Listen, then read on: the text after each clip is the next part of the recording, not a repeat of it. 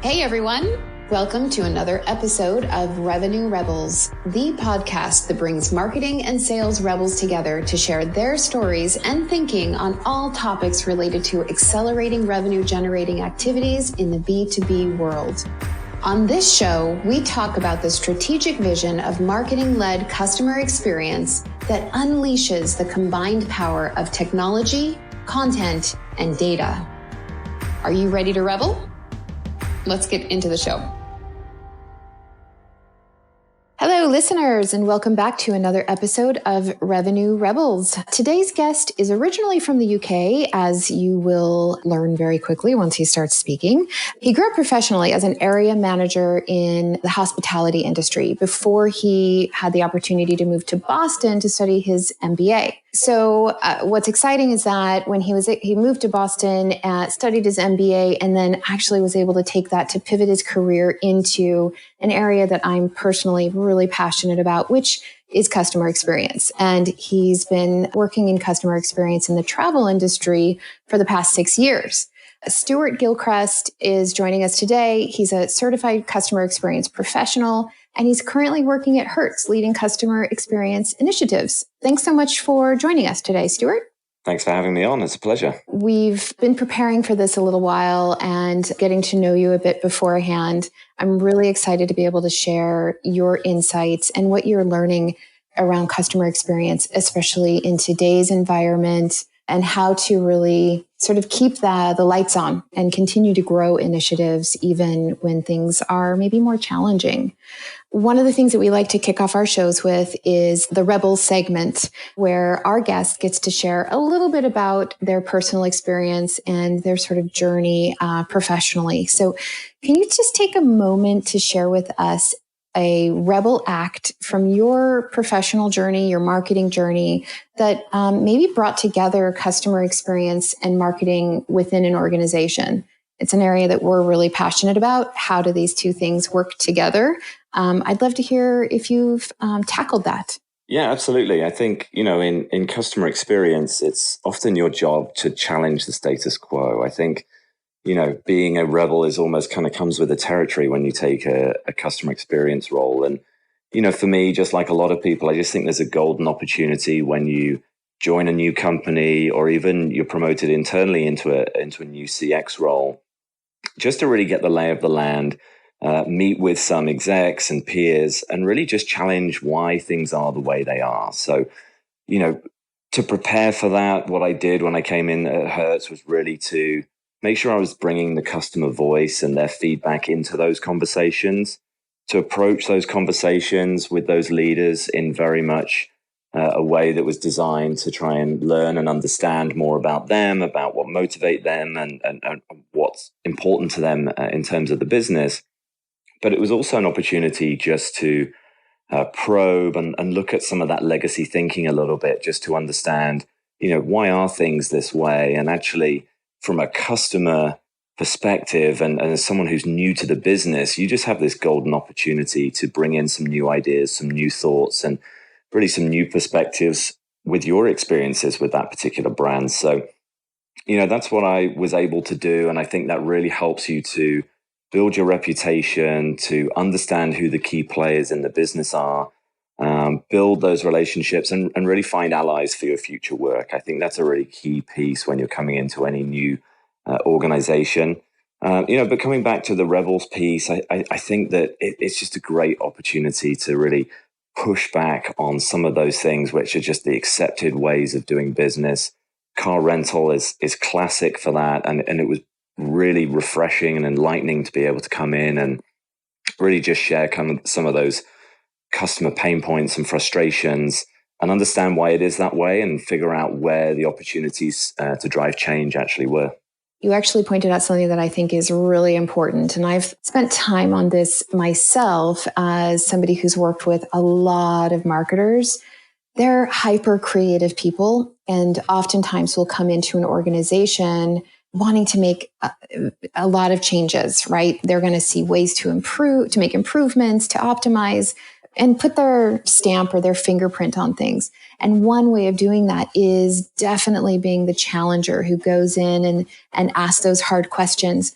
we were talking about this a little bit ago. You're at a company that is a century old, right? Mm-hmm. So there has to have been, first of all, I think kudos to a company that is willing to take the step and recognize the importance of customer experience and how that can transform a business. Maybe can you share a little bit about, the process that you went through to really bring this through the organization? Yeah, absolutely. It really, for me, it starts with digging in to that customer feedback, both the qualitative feedback that we're getting and also the quantitative feedback. Hopefully you're coming into an organization where that already exists. If not, there's definitely some groundwork to lay first. But assuming that information is there, I think it's super important if you are coming in, challenging the status quo and coming in with a lot of ideas, that you're actually just not shooting from the hip, but you're really basing those based on customer insights, that you've really got a good understanding of what matters to customers and what adds value to customers, because then you're able to go ahead and prioritize some of those things. That way you avoid those kind of vanity projects where you come in, because we all see the world through our own eyes, right? We all assume that our experience with a brand is exactly the same as everybody else's. And when you've got, thousands and thousands of customers every single day, it's wrong to assume that yours is the only experience that matters. So you really have to come in with that humility and understanding, and really that, you've got to get knee deep in the data and what your customers are saying. And then you can bring that to life. And then in those conversations, you have that credibility when you're meeting with your senior leaders who perhaps don't have the time to really sift through all that information in as much detail. You have that credibility to say, look, I've been through a lot of the comments and a lot of the things I see are X, Y, and Z. How do we think about driving that change? How do we think about creating a better experience for our customers? So, having that data and that insight to share before you go into those conversations, I think is the critical part of changing people's minds and really proving that you're serious and that you know what you're talking about.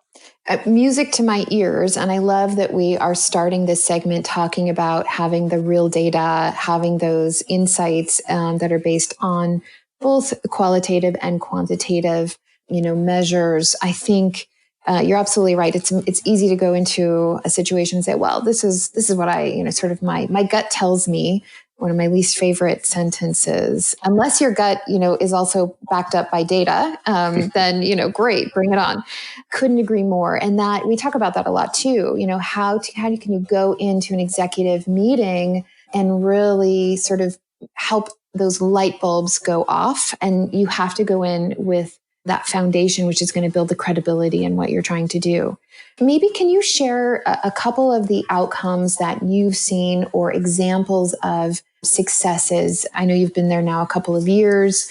What would you say sort of you are most proud of in terms of the process that you've gone through so far? Yeah, sure. I think one of the key roles, I think, in CX, at least in our company and a lot of different companies, obviously we're B2C, but you can apply this in the B2B space as well, is, CX really has to be that glue that brings, the marketers who are kind of making promises to potential customers and in our case, the operators who actually deliver that experience.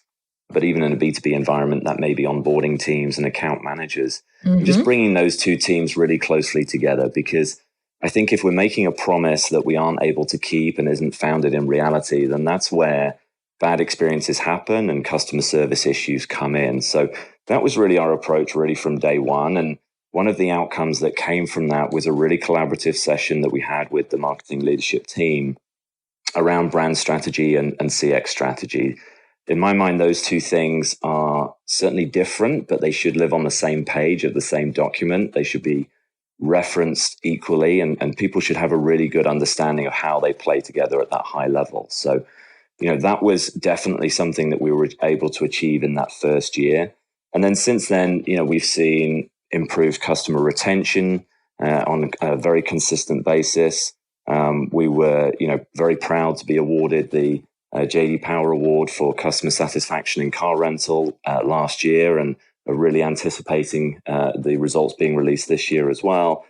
And I think probably the least tangible, but one of the most important outcomes that we had from that work was that CX is really an embedded role now. We're seen as much more than just the survey team, which is certainly a part of it, but there's so much more to it than that. And really, we're asked for our input when it comes to key decisions, key marketing campaigns. And when people want to know more about their customers, they're coming to us to ask what our insights might be and for us to help tell that story for them. I think that's huge and could not agree more that it has to be embedded into every aspect of a business. And one of the challenges that we see is that it's a bit siloed, where there's, you own this part of the customer's experience or journey, if that's marketing or sales or customer support, product, operations. And once you can sort of infuse that throughout every team and team member, which it sounds like, I think that's been a big focus for you. It is, the results and the return on your efforts is 10 times, 100 times what you could expect otherwise.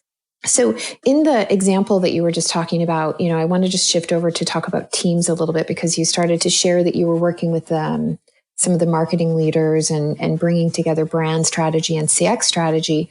Can you share a bit about the teams and the other stakeholders that you were able to bring together to start to pull this throughout the entire organization? So what maybe is a team or an organization within Hertz that was surprising? Tell us a story about that. Yeah, of course. Yeah. The fun thing for me with any customer experience work is you get to just engage with pretty much everyone in the business. The program and the idea behind it is about really lifting other people up, driving that cultural change and helping them to be successful. So, we sit within marketing in Hertz. But as I mentioned earlier, the operations team for us, the frontline men and women who go above and beyond for our customers every single day was really the team that we knew was critical to engage. And we continually seek their engagement on a lot of these things, because we know that whatever we write down on a nice PowerPoint deck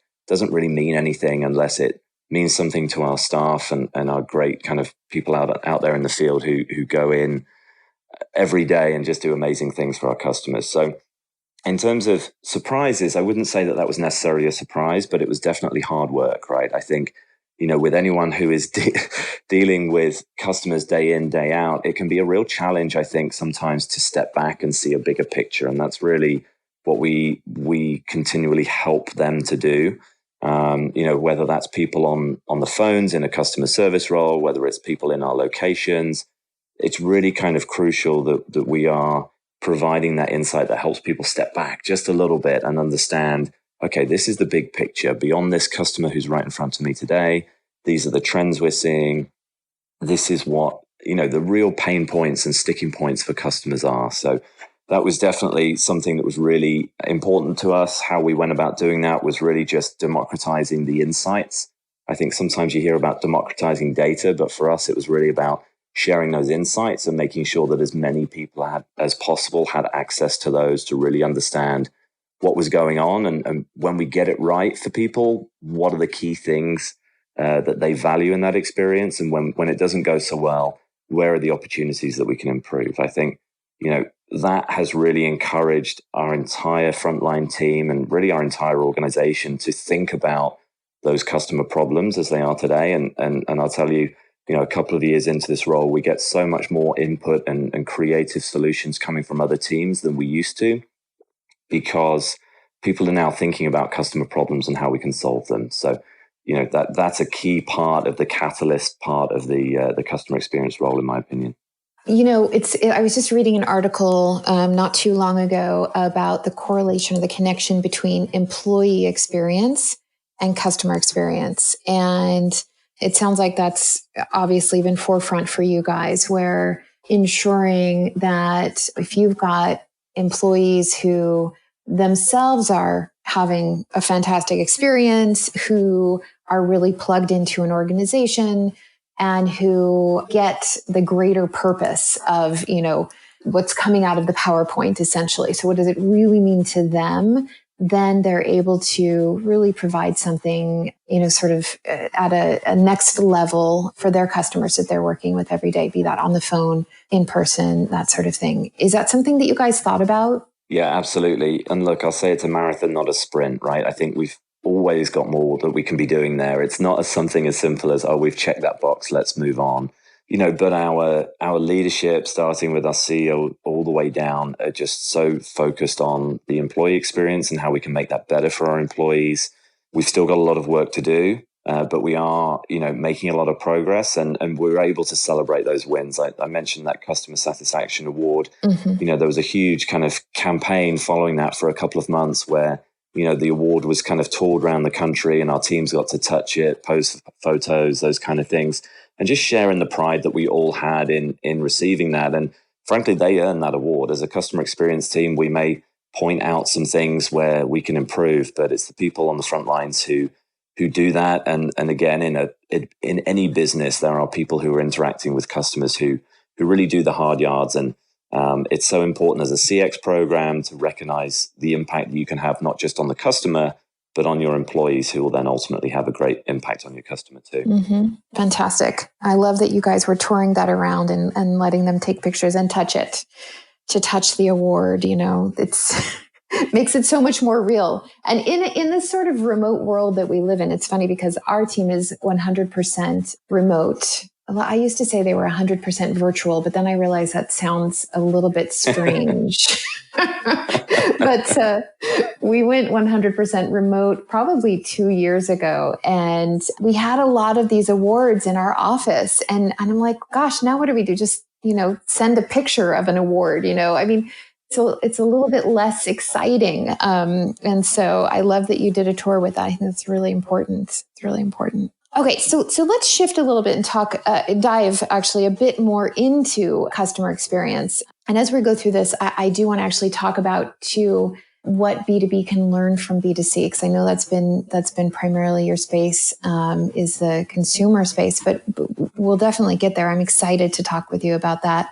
As a company at Demand Lab, our work has been in helping clients use their technology, use their data, and then, get great content to push out through the technology to their audiences. And it's, for us, we have seen over the years, a lot of that technology is starting to really move into the customer experience space, specifically in B2B. That's our area. We're starting to think about this much more deeply for our clients as a marketing-led customer experience. As you said, you're embedded, you're within the marketing organization. And we're seeing more and more thought leaders and analysts say, well, marketing's going to own the customer experience. And I was thinking to myself, and I think I said this in one of my last podcasts, hasn't this always been the case? But to some extent, no, it hasn't. And we see this as a time where marketing's role is really getting even more elevated due to technology, due to new skill development and that sort of thing, to sort of be the customer champion, the real journey creator and experience innovator. But then I think you touched on something else that I've been thinking a lot about, which is that it is a customer-led experience, right? So the organizations are becoming the facilitator, really working to serve up that frictionless, very satisfying, ultimately buying experience. And that's our work. That's our goal. So that's sort of how we're thinking about it. And I would really love for you to expand on, if you can, from your experience. And I know you've been in this space for years now. Who has owned the customer experience within an organization? Has it always been marketing, or are there other folks out there that, are playing an important role? And how has that changed over time? Yeah, definitely. And the short, simple answer is, and it's a little bit cliche, but it is true, that everyone owns the customer experience, right? Shouldn't be left to one team to really drive performance in that particular area, because everybody has to take some ownership of it. In terms of where customer experience as a function sits, I've seen it done many different ways. There's pros and cons for all of them, but I've seen CX living within a customer service organization before. And the downside of that is that you tend to be very reactive, because you're reacting to the calls, emails, complaints that you may be getting. Obviously, with Hertz, we sit within marketing, and I think we do a pretty good job of this. But the risk is that you can then be focused too much on the other way, which is on those enhancements and not really fixing about the things that are broken today. I've seen it live in operations. Certainly, in my days in hospitality, operations tended to own the CX work, and then you tend to end up with a lot of score chasing, for example. So, there's a lot of different ways of doing it. In my opinion, an independent customer experience function is probably the way to go. But ultimately, I think it depends on what you're trying to achieve. If you want incremental change, I think that's less important to be independent. If you're going for a full overhaul of the experience, then that independence really helps. The one thing I would say on that kind of independent model, the reporting directly to the CEO, is you really need a strong leader for that. You need someone who knows the business, who is savvy in the boardroom and can really navigate those challenges, because it isn't a truly established function yet. It isn't taught in every business school across the country. So there is work to do, even at that executive level, to educate on the impact and value that a customer experience function can have. But, in many ways, it actually doesn't matter too much where you sit within an organization. It matters a lot more about who you're engaging with and what you're doing. But, there is a lot of different ways, and every company should probably treat it differently based on what's right for them. Yeah, I agree. Yeah. When we're talking about it, we are probably a little biased, I'll admit, as we think about this going, sort of falling under marketing. And the reason for that is that, marketing has really been, I think, always been the discipline with sort of the most holistic view of the customer, the most sort of customer facing function that does sit at the executive table with the CMO and that sort of level marketing leadership. And they've got some of the capabilities to, really respond to the customer experience. But, and I love that you've kind of listed out some of the risks of having this in other departments, but I absolutely agree with you. This is a unique decision that has to be sort of determined by what your goals are and what your company is all about. Before Hertz, was your customer experience team based under marketing, or was it within another? Or I think you said operations actually. When in various different kind of lives, it's been in different places, right? So in hospitality, it was very much under operations, and as you mentioned in the intro, there was a regional leader for some restaurant companies back in the UK, and it was very much our responsibility as regional leaders to be driving that performance and finding ways to improve it. As I say, a lot of operators generally focus on metrics and what can we do to improve the metrics, and sometimes that really misses the point of a good CX program and a good voice of customer program, right? It's as much around learning and understanding what customer needs and pain points are, rather than trying to get a better score. Obviously, you hope that you get that if you fix some of the problems, but that shouldn't be the method of improving the experience necessarily. And then in my last role, it actually lived in customer service. And again, that's where you tend to see a little bit more of that kind of reactive focus on those customer issues as they come up today, which can then blinker you to how is the customer evolving, how are their needs evolving, and how can we make sure that we are delivering a product and a service that really works well for them, not just today, but in the future as well. So yeah, there's definitely pros and cons of each, and I haven't really seen it done perfectly in any way, but I think it depends as much around leadership and the key players on the team being able to get out there and do the work as opposed to which function you sit within. I totally agree. Love that. When we started to talk about this, I was really excited to hear from your perspective what you think B2B can take from the B2C customer experience work and the groundwork that's been laid. And I sort of think about customer experience has been around for a long time. Everybody should and has already sort of been thinking about it. And now in the B2B world, we're starting to see more and more people talk about it and sort of finally get it. I have some great examples that I will not share on the podcast, but one day I'm sure we can talk through that. It's fun to share some of these stories of how B2B companies were like, oh no, our audience doesn't care about that sort of thing. And I'm like, yeah, but they're actually they're people too. And in fact, they're experiencing that right now with Zappos and Amazon and Hertz and, all of these. So they do actually want that. They don't become a different type of human when they're buying from you as a business buyer. So what would you say, I guess, are some of your top tips that a B2B company could take from the experience of B2C and, maybe either just think about and process or actually even apply right away? Yeah, definitely. I think there's a lot of similarities, obviously some key differences, but there's a lot of similarities between, B2C CX and then B2B CX. I think the first of those is that a recognition that it's really about the entire journey. And as a CX team, you're trying to join up those different teams that interact with the customer at different stages of the life cycle. The tendency can be for those teams to look at their siloed interactions without considering that entire life cycle, and the journeys within it.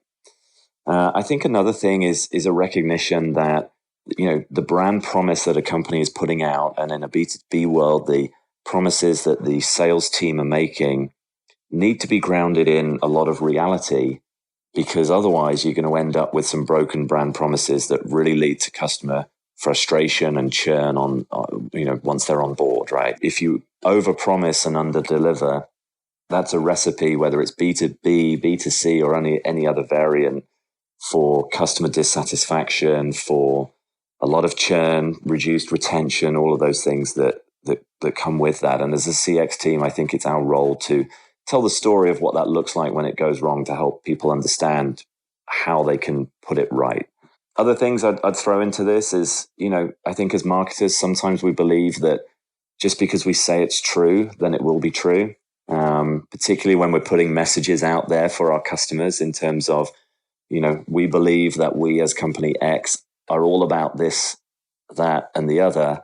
And actually, that doesn't mean that customers will buy that. That doesn't mean that when you ask customers how their perceptions of your brand are, that doesn't mean they're going to repeat those exact three things that you think that you are, right? So just because you say to potential prospects who you may be looking to bring in that you are the company with the best service or the best software or the best product or whatever it is that you're promising, just because you say that's the case doesn't necessarily mean that that's true.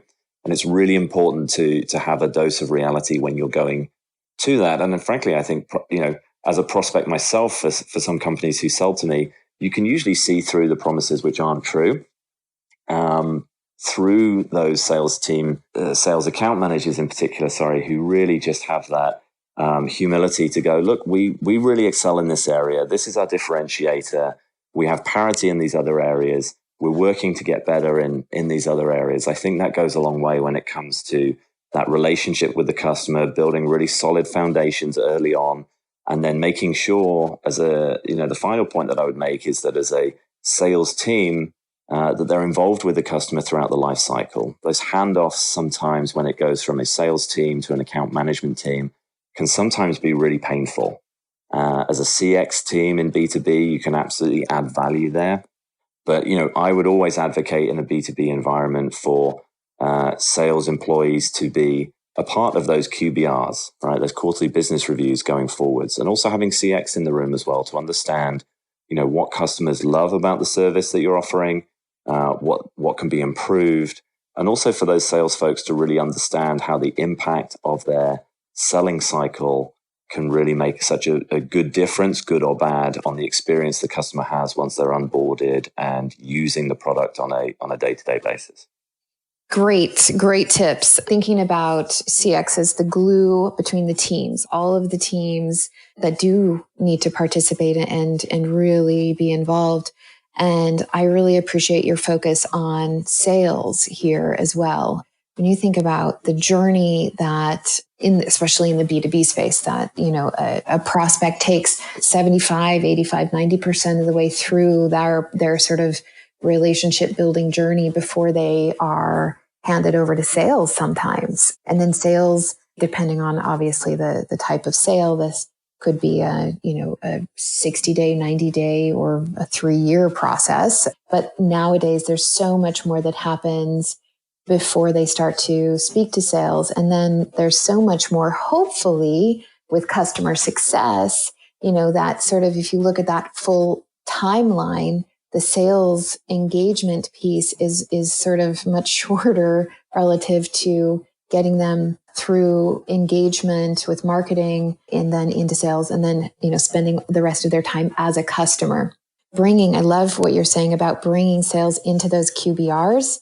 I hadn't thought about that. I think that's a really great idea. I just went through a process where we went through a handover, something that we bought here at Demand Lab. And the process was pretty good, but, as somebody who is already, I'm just always have my consultant hat on. I was like, here are a few things that we could do differently next time. I actually sent it to the guy, but that's because I really liked him as a salesperson. I think he did a fantastic job, but because he did such a good job, I was expecting something a little bit different, as we were moving into the onboarding.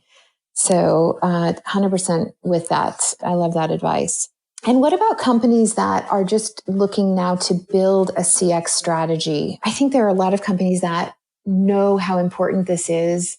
They kind of get it, but it may feel like a big undertaking. How would you advise a company that's looking to build, their first strategy?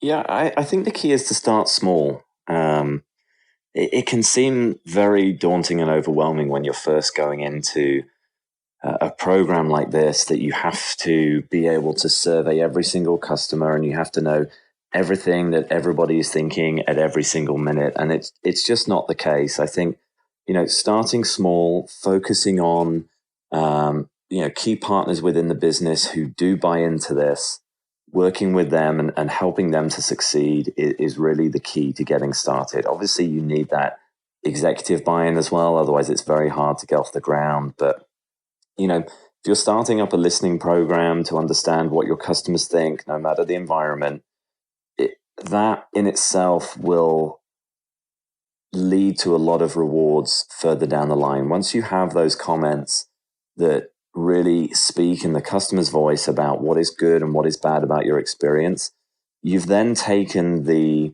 perhaps internal politics out of it a little bit. It's no longer you saying to a leader, hey, we need to change this.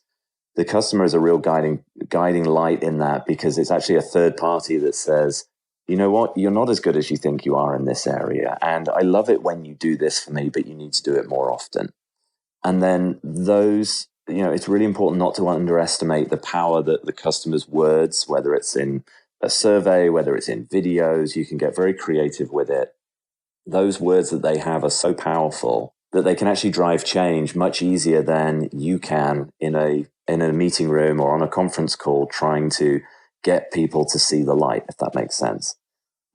Celebrating those small wins when you get them, I think, is also super important, especially early on. And demonstrating the impact that you're having, ideally through some ROI work, is also super important. Again, we talk about ROI and it sounds very complicated. It's really not as complicated as it sounds. You can get to some very basic models very, very quickly. But if you can show the impact that you have on the business on a very small project with one small team, then that becomes your mandate to scale that and have similar impacts all over the business. And of course, what you then tend to find is that those initial skeptics who weren't quite bought in, when they start seeing some of their peers getting success because you've worked with them and you've made them look good, essentially, then you start to see them coming to you asking for a little bit of what you're doing. So that momentum is so important. And then, by getting those small wins, celebrating them, you'll be able to naturally expand your program pretty quickly. But, as I say, start small, start with the voice of the customer, and then, push things forward from there. As you start to build that momentum, it'll quickly become one of those things that you'll find that you need to start saying, not no to people, but saying, yes, we'll come to that, but give me a couple of months because we're just inundated right now. So right. That's when you know that I think you've cracked it as a CX team, when people are coming to you with requests for either insights or data or help with some of the initiatives that they're looking to get off the ground. That's awesome. That's awesome. Yeah, I think it sounds like scaling wisely, not trying to conquer everything, the entire customer experience opportunity, but finding a way to do that in a very reasonable and manageable way, especially if you still need to convince some folks. So, doing those proofs of concepts where you can then really demonstrate ROI. And again, I agree with you. You talked about it earlier, real data, real insights, building credibility. And then you will have people banging down your door saying, can we be next? Can we be next? And that's got to be an exciting moment where, that you have, you're making real impact, and you look forward to heading to work every day, making those changes. Yeah.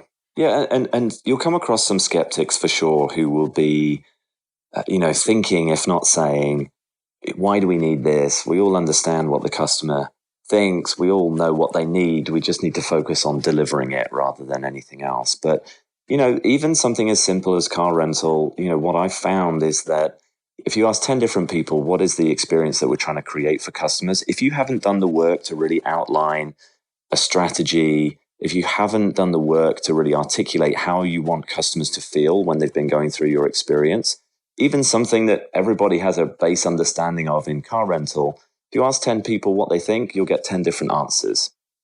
And people aren't generally as aligned as they think they are. And I think that can be an opportunity with those skeptics, if you handle it in the right way, just to prove that just because I see the world through my own eyes and I think that our experience is a certain way, that doesn't mean that that's necessarily the case when you put it up against other people's experiences. And then you multiply that by the number of customers you have, and you get to realize that it's a lot more complicated, perhaps, than people really, understand. And that, a lot of the CX work that you're doing is about aligning people, bringing them together, and giving them a central, one version of truth view of the customer, because there's a lot of different versions of the truth out there. And sometimes it's your role to break that down a little bit and actually say, this is the customer story. This is what they love. This is what they hate. And really, this is what they're buying from us. This is the need that they're trying to fill when they buy from us. So you'd be amazed at how much the broad range of responses you'll get when you ask those questions. Well, I mean, we actually had a client, this was several years ago, and we did help them with this, but we asked them for their personas, and I think we got like 40, different documents. And they had all been created, I think, only by, I don't know if it was, I feel like it was somebody in operations, or, it wasn't anybody in marketing. They were all like 5 years old. It was just, amazing to me when we saw this, and we just thought, how do you know this is real anymore? How are you able to sort of quantify this? How were they developed and that sort of thing? I think you work in that space quite a lot. And it's important to be able to share that and really illuminate, I think, for the entire organization, the voice of the customer, as you were talking about. Of course, the risk there is that you try and be all things to all people. If you've got 40 personas, then you've got a lot of people marching in different directions. And what your customer feels is just a confused, muddled message that doesn't actually mean that much to them, doesn't resonate. And then really what they're going to boil their decision-making down is price. And of course, the experience has to help you differentiate so that people aren't just comparing you against your competitors based on price, but what value they're getting from what they're buying. So I've seen that a lot. Yeah. Well, and, I think we're seeing it more and more. Experience is the key differentiator, and it is what will win more business. And I think that's actually one of the big arguments for rolling out a more sophisticated CX program throughout a business. And that's been shown again and again. I think we're just starting to see, probably because of more technology and analytics capabilities, the data that supports that. So it's no longer a hunch, right? Definitely. Couldn't agree more.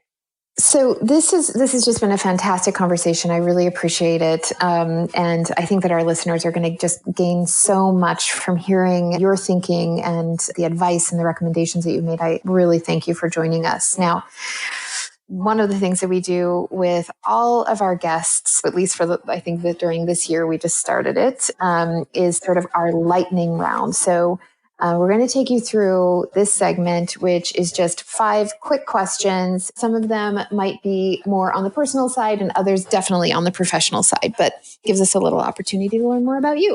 Sounds like fun. Cool. Okay, so let's start with something more personal. What is one fun fact about you that listeners might be surprised to know? Well, I've been in the US for a few years now, and I never intended to live here. I actually came, as you mentioned in the intro, to do my MBA and met my wife in grad school and never looked back. I love it. And you've been on the East Coast, as you said. Now you're in the sunnier region, which I can't blame you at all. That's exciting. And I can understand the draw for sure. And that's your wife I'm actually referring to more than anything else. Absolutely so, okay. Right. Can you tell us what is your current, maybe a couple of go-to resources for marketing and customer experience news and insights that you really refer to on a regular basis that you think our listeners could enjoy? Yeah, for sure. I'm really into the human behavior side of CX at the moment, almost that kind of amateur psychologist in me. It really helps with that, understanding why customers make decisions in those very kind of deep levels and unlocking some of those things which are hidden in our brains. And my countryman, Colin Shaw at Beyond Philosophy is actually, I just pore over all of their work from from their articles and insights. They just do a lot of things, and they've really, that's kind of my go-to when it comes to thinking about how we may be able to change how our customers make decisions, how we may be able to learn about them more. And really just kind of understand how their brains work. I think it's a very underrated part of CX at the moment. I wonder if the folks that go from marketing into CX are the ones that are more thinking about human behavior and learning about that. And are those amateur psychologists, which I can relate to quite a lot. It's possible. Probably. There's something in there, I think. Yeah. So what is one piece of advice that you would give to somebody starting out in customer experience who, wants to become a future leader in the space? Yeah, I think it's something that I tell everyone who's new to our team and have done for a few years is wear comfortable shoes, right? This was a pre-COVID bit of advice, so I probably need to adjust it slightly. But, getting your face and name known around the office, whether it's, physically or now a little bit more virtually, it is so important. It's especially important in customer experience because relationships help you get things done. But even in this COVID world, right, whether it's getting on Zoom calls, understanding who the people are that you're working with and how you can make them look good, particularly if they're senior leaders, can really help you excel and also get their buy-in and support when you're trying to get your ideas pushed through. So that would be my one piece of advice, whether it's on Zoom or in person, wear comfortable shoes. Love it. And sort of related, if you could give your younger self one piece of advice, what would that be? Yeah, I don't know. I think probably just never settle with just okay. Whether it's in your personal life, your professional life, if you aren't happy with something, don't be afraid to take the leap. It can feel daunting, but it almost always works out in the end. And for me personally, both in my personal and career, if I hadn't taken that leap and I just settled for okay, then I wouldn't be where I am today. So, I think that's something I wish I'd known a little bit earlier in life for sure. Oh, I can appreciate that. Absolutely. All right. Last question. What are maybe the top 3 marketing tools that you cannot live without? CX, marketing, whichever. Yeah. So I think they're fairly simple, actually. I think, the first is obviously a good survey platform. Clearly, without that voice of customer, you're really gonna struggle. So that's one key thing that I definitely can't live without. I'm a big fan of data visualization and sharing some of those insights. So we use Tableau a lot at Hertz. I've used it in other organizations, and that's just great for turning really complicated data into really simple themes and ideas. And then the last one is actually probably the simplest one that we all use, and that's PowerPoint. I think that's just a really underrated tool and sometimes a really misused tool. Maybe it's the internal consultant in me, I don't know, but I've seen, some PowerPoint done really well. And you can convey really clear ideas through great slide design on PowerPoint. And then frankly, you can confuse people more than when they started reading it if you don't get it right. So that's something that, I use a lot, and I'm constantly thinking about how I can improve in my PowerPoint skills in particular. I think that's fantastic. I love it. I really appreciate you taking the time to be with us. Thank you so much for joining the show. I am positive we're going to have a lot of great, I think, feedback, and that our listeners are going to get a lot out of this. So one last thing before we do go, what is the best way for listeners to reach out to you if they have any questions? Yeah, probably LinkedIn is the best place to connect. I'm always keen to connect with fellow customer experience professionals and really just expand my network even beyond that. So, I'm on LinkedIn, Stuart Gilchriest. I'll probably be in the show notes. So that's probably the easiest way to look me up. I have one of those names, which is a little bit hard to spell. So it's probably the easiest way for people to find me. And we will definitely have it in the show notes. Absolutely. I really look forward to connecting with you again in the future. Thanks for having me. It was a pleasure. Big thank you to our listeners for tuning in to Revenue Rebels. Remember, you can get our show notes, links, and other content related to today's topic at demandlab.com/revenue rebels. While you're there, let us know if there's a leader you want to hear from or a topic you'd like to hear more about on this show. I'm your host, Rhoan Morgan, and you can find me on Twitter at Rhoan Morgan. It's RHOAN Morgan. And of course, look us up on LinkedIn, look up Demand Lab, or search for RHOAN Morgan. And finally, only if you think we've earned it, please head over to Apple Podcast, Spotify, or wherever you're listening to us right now, and subscribe, rate, and review the show. Until next time, Rebels, thank you.